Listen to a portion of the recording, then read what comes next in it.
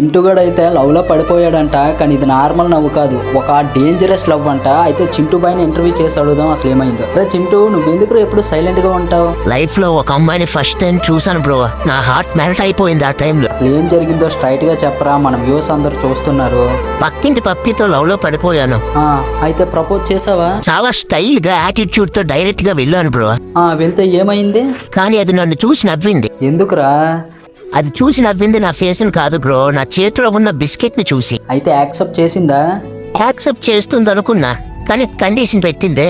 ఏమిటో condition? Chicken తెచ్చిరా, అప్పుడే నేను నీతో మాట్లాడుతాను అనేసి. తెచ్చావైతే? తెచ్చా బ్రో, ఫుల్ ఎఫర్ట్స్ పెట్టి విలేజ్ మొత్తం తిరిగి తెచ్చా. అయితే తర్వాత ఏం జరిగింది? ఆ పప్పి వేరే డాక్ తో సీఎం డైలాగ్ చెప్తుంది బ్రో. అవునా? అప్పుడు అర్థమైంది బ్రో నాకు, నేను ఒక్కనే కాదు ఈ లిస్ట్ లో నాలాగే చాలా మంది ఉన్నారు అనేసి.